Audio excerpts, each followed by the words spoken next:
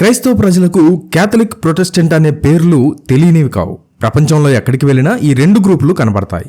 వీరి చరిత్ర ఇప్పటిది కాదు, 500 సంవత్సరాల నాటి చారిత్రక సంఘటన. ఈ సంఘటన ఐరోపా ఖండాన్నే కాదు, యావత్ ప్రపంచ చరిత్ర గతిని మార్చేసింది. అదే ప్రొటెస్టెంట్ సంస్కరణ, ప్రొటెస్టెంట్ రీఫార్మేషన్. 16వ శతాబ్దపు ఐరోపా ఎలా ఉండేదంటే, ఆ రోజుల్లో ఇప్పుడు ఉన్నట్లుగా వేర్వేరు దేశాలు, ప్రభుత్వాలు అంత బలంగా లేవు. ఐరోపా మొత్తాన్ని ఏకం చేసి నియంత్రించే ఒకే ఒక్క శక్తివంతమైన సంస్థ ఉండేది. అదే రోమన్ క్యాథలిక్ చర్చ్. పోప్ గారు రోమ్లో కూర్చొని యావత్ క్రైస్తవ ప్రపంచానికి ఆధ్యాత్మిక అధిపతిగా ఉండేవారు. ఆయన మాటను రాజులు కూడా కాదనేవారు కాదు. ప్రజల జీవితంలో వాళ్ళు పుట్టినప్పటి నుండి చనిపోయే వరకు ప్రతి విషయంలో చర్చి ప్రభావం ఉండేది. ఇక వారికి చర్చి చెప్పిందే ఫైనల్ అన్నమాట.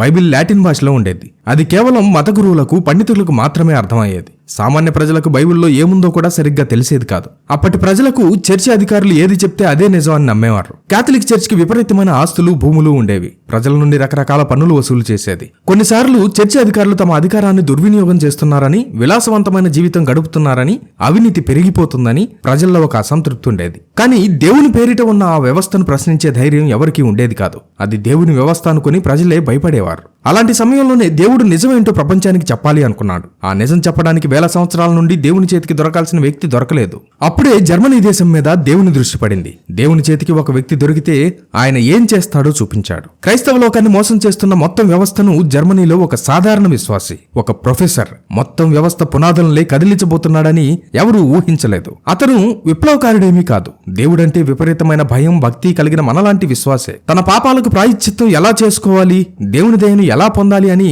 నిరంతరం ఆలోచిస్తూ మదన పడుతూ ఉండేవాడు. అలాంటి సమయంలోనే దేవుడు ఒక వ్యక్తి చేత చరిత్రను తిరిగి రాయించాలి అనుకున్నాడు. ప్రపంచాన్ని దేవుని సేవ పేరుతో జరుగుతున్న మోసం నుండి కాపాడాలి అని దేవుడు అనుకున్నాడు. ఆ పని కోసం ఆయన ఎంచుకున్న వ్యక్తే మార్టిన్ లూథర్.